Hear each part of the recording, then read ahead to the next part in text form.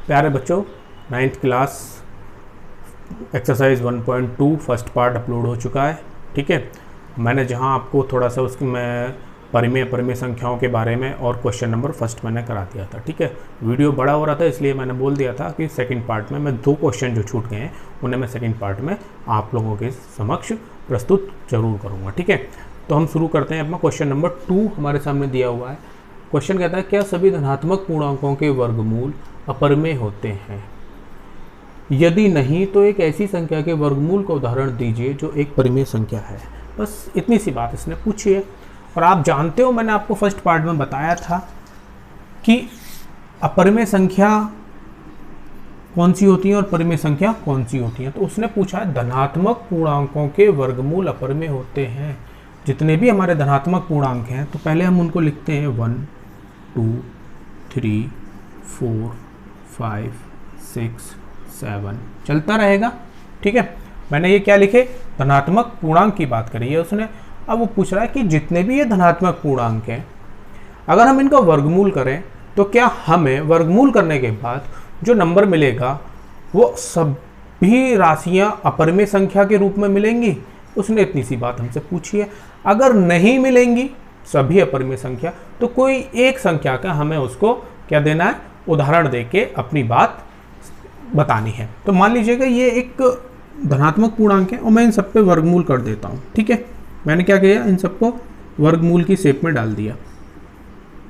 ठीक है, अब आप बताइए कि अगर अंडर रूट वर्ग 1 की बात करें तो हमें मिलेगा कितना, 1। और 1 अगर हमें मिल गया तो 1 एक कैसी संख्या है, परिमेय संख्या है। क्यों?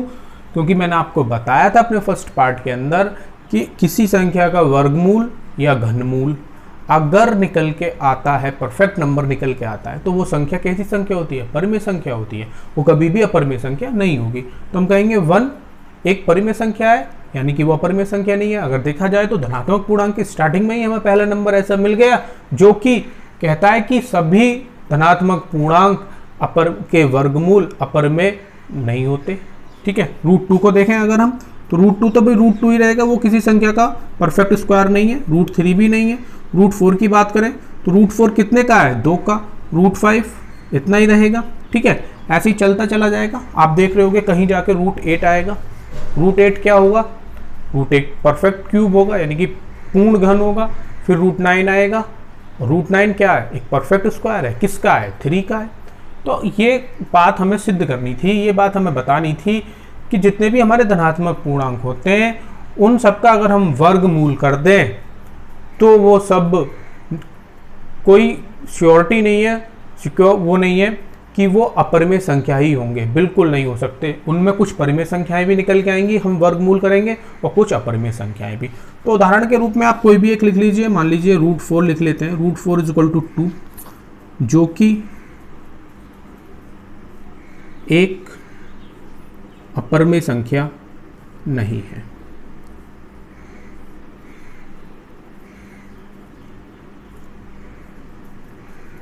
आप कोई और नंबर भी ले सकते हो, आप चाहो तो √9 ले सकते हो, √16 ले सकते हो, √1 ले सकते हो, जो आपको बेटर लगे आप वो ले सकते हो। ठीक है, तो अब क्वेश्चन नंबर 3 की तरफ चलते हैं। एक बार आप इसको देख लीजिएगा, मैं इसको रफ कर रहा हूँ। ठीक है, बस मैं एक बार फिर भी आपको बता दूं करना क्या है कि जितने भी हमारे धनात्मक पूर्णांक है पहले वो आपको वो लिखने हैं, फिर उनको अंडर रूट की शेप में यानी वर्गमूल की शेप में कन्वर्ट करना है।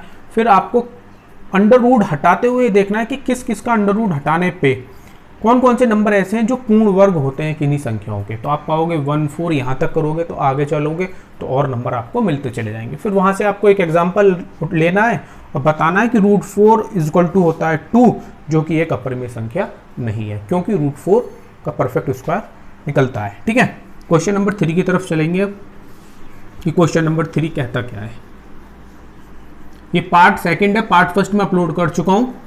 अगर नहीं देखा है तो वो आप देख लीजिएगा। ठीक है, वहां से आपको सारी बातें क्लियर हो जाएंगी परिमेय और अपरिमेय को लेकर। अगर कोई डाउट है आपके मन में तो कि परिमेय कौन सी होती है और अपरिमेय कौन सी होती है, वहां मैंने आपको बता दिया है। ठीक है, रूट के अंदर क्या होता है क्या नहीं होता है, क्यूब में क्या होता है, कैसे निकलती है, मैंने सारा कुछ वहां बताया है। ठीक है, क्वेश्चन नंबर 3, दिखाइए कि संख्या रेखा पर √5 को किस प्रकार निरूपित किया जा सकता है। यानी कि नंबर लाइन पे हमें क्या शो करना है, क्वेश्चन नंबर 3 में √5 को हमें कहाँ दिखाना है, संख्या रेखा के ऊपर। संख्या रेखा आप क्लास 8th में पढ़ के आए होगे बहुत अच्छे से, ठीक है, इंग्लिश में जिसे हम कहते हैं नंबर लाइन, ठीक है, आप पढ़ के आए होगे। संख्या रेखा ऐसे दिखती है कुछ संख्या रेखा, आपको याद होगा, ठीक है। संख्या रेखा, इसके ऊपर एक रेखा खींच के इसके ऊपर हम संख्याओं को ड्रॉ कर लेते हैं, दर्शाते हैं, निरूपित करते हैं, ठीक है, कुछ भी कह लीजिए, क्या दर्शाना या निरूपित करना या दिखाना, बात एक ही है, ठीक है। तो हमें √5 निकालना है। तो हमें मालूम है कि हम संख्या रेखा के ऊपर हमें मालूम है कि एक तो ऋणात्मक नंबर मिलते हैं और धनात्मक, दो प्रकार के नंबरों को हम निरूपित करते हुए अभी तक आए हैं। हमने रूट वाला ऐसा कुछ नहीं करा, लेकिन हाँ हम एक चीज पढ़ के आए थे जिसका नाम था पाइथागोरस प्रमेय, ठीक है। तो हमें √5 को अगर हमें इस नंबर लाइन पे दिखाना है तो हमें उस पाइथागोरस प्रमेय का इस क्वेश्चन को सोल्व करते समय यूज करना पड़ेगा, ठीक है। तो पाइथागोरस प्रमेय होती क्या है, मान लीजिएगा एक समकोण त्रिभुज है ये, जिसे हम इंग्लिश में कहते हैं राइट एंगल ट्राइंगल, ठीक है। एक समकोण त्रिभुज बनाया, ये है हमारा आधार जिसे हम इंग्लिश में बोलते हैं बेस, बी से डिनोट कर दो। ये हो गया हमारा लंब जिसे इंग्लिश में हम बोलते हैं परपेंडिकुलर, पी से डिनोट कर रहा हूँ। ये हो गया हमारा कर्ण जिसे हम इंग्लिश में हाइपोटेनस बोलते हैं, ठीक है। तो पाइथागोरस प्रमेय हमसे कहती है, पाइथागोरस जो प्रमेय है वो हमसे कहती है कि कर्ण बराबर होता है अंडर रूट के अंदर लंब प्लस आधार, इसका भी वर्ग और इसका भी वर्ग, ठीक है। लंब का भी स्क्वायर होगा अंडर रूट के अंदर और आधार का भी वर्ग होगा, ठीक है। ये चीज हमसे कहती है। तो हमें प्यारे बच्चों एक नंबर लाइन, पहले एक लाइन खींचनी है और फिर अपने स्केल से 1-1 सेंटीमीटर की दूरी पर, कितनी दूरी पर, 1-1 सेंटीमीटर की दूरी पर हमें नंबर्स लिखने हैं। तो मान लीजिए -1 से हम शुरू करते हैं, फिर 0, फिर 1, फिर 2, फिर 3, फिर 4, 5, 6, 7। मैंने 7 तक नंबर लाइन बना ली, ठीक है। अब मेरे को √5 इस नंबर लाइन पे दिखाना है कि कहाँ आएगा, मतलब कि इस नंबर लाइन को √5 कहाँ कट करेगा, ये बात हमें इसको इस नंबर लाइन पे दिखानी है। तो प्यारे बच्चों हमें मालूम है कि √5 बनाना है और पाइथागोरस का ये फॉर्मूला हमें उसमें यूज करना है। तो हमें यहाँ से थोड़ा सा सोचना होगा अभी इस क्वेश्चन के हिसाब से अगर हम देखें तो, कि हमें अपना लंब और आधार की ऐसे मान रखने पड़ेंगे, ऐसी वैल्यूज रखनी पड़ेंगी कि जब हम इस इक्वेशन को सोल्व करें तो वो हमें क्या देके जाए, √5। तो मैं आपसे कहूँगा कि भाई आधार 2 मान लेते हैं, लंब 1 मान लेते हैं। क्यों मान लेते हैं, कैसे मान लेते हैं, तो मैं इसके लिए आपको एक वीडियो बनाऊंगा जिसमें मैं आपको बताऊंगा एक ही ड्रॉ पे, इसी नंबर लाइन पे √2, √3, √5 निकालना, एक ही डायग्राम के अंदर ही अंदर आप निकालना सीखोगे, ठीक है। फिलहाल फोकस इस पे करते हैं। तो मैंने कहा भाई लंब मैंने 1 माना है, आधार मैंने 2 माना है, तो 1 का भी वर्ग होगा और 2 का भी वर्ग होगा। और जब इनका वर्ग होगा तो 1 का वर्ग 1 दे के जाएगा, 2 का वर्ग 4 दे के जाएगा, और जब हम इन दोनों को ऐड करेंगे तो हमें एक नंबर मिलेगा जो होगा √5। तो कर्ण हमारा जो निकल के आएगा, यानी कि हाइपोटेनस जो आएगा निकल के, √5 आएगा निकल के। अब हमें इसको ड्रॉ कैसे करना है इसके ऊपर ये बात है। तो आप प्यारे बच्चों 0 से 2 तक आपको एक लाइन बनानी है 2 सेंटीमीटर की। कितनी, 2 सेंटीमीटर आपको मानना है। क्यों, क्योंकि हमने इसको क्या माना है, आधार कितना माना है, 2 सेंटीमीटर। तो स्टार्ट कहाँ से करोगे, 0 से 2 तक, ठीक है। 2 सेंटीमीटर का क्या हो गया हमारा आधार। अब 90 डिग्री बनाना है राइट एंगल ट्राइंगल, तो आपको अपना लंब जो है, यानी कि यहाँ पे जो आप 90 डिग्री का कोण बनाओगे वो कितने 90 डिग्री का कोण बनाना है हमें। तो यहाँ से जहाँ ये है इसको हम एक नाम दे देते हैं ए। क्या नाम दे दिया मैंने, ए पॉइंट से आपको 1 सेंटीमीटर, ए पॉइंट से आपको 1 सेंटीमीटर का एक लंब लगाना है। क्या बनाना है, लंब। और इस लंब का नाम दे दिया मैंने बी, और इस बी को जो मैं अभी 0 कह रहा था इसे ओ कह देता हूं। ओ से मिला देना है, किससे मिला देना है, ओ बिंदु से। आपने ओ बिंदु से मिला दिया। आपको मालूम है कि आपका आधार कितना है, 2, और आपका लंब कितना है, 1। ये कितना है, 1, ठीक है। और आपने आधार 2 हो गया, आपका लंब जो है वो हो गया 1। अब आपने देखा कि आपने बी को ए से मिलाया तो ये कितने डिग्री का कोण बना, 90 डिग्री का। कैसा कोण बना, समकोण त्रिभुज, जिसे इंग्लिश में बोलते हैं right angle triangle, right angle, ठीक है।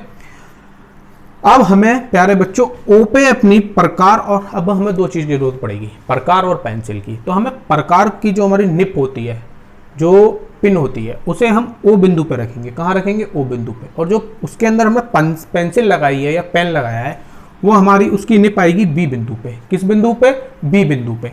फिर से सुन लो, प्रकार की निप ओ बिंदु पे और पेंसिल की निप बी बिंदु पे। इस प्रकार से एक प्रकार बन रहा होगा, जैसे आपको दिख रहा है ऐसे, ठीक है। और यहां से आप एक dot dot dot dot dot dot dot dot करते हुए इस लाइन तक एक बिंदु लेके आएंगे, वो ऐसे करके आप आ रहा होगा। मतलब कि एक सर्कल अगर आप बनाने की कोशिश करें, dot dot dot dot dot dot, वो तो वो आके यहीं मिलेगा, ठीक है।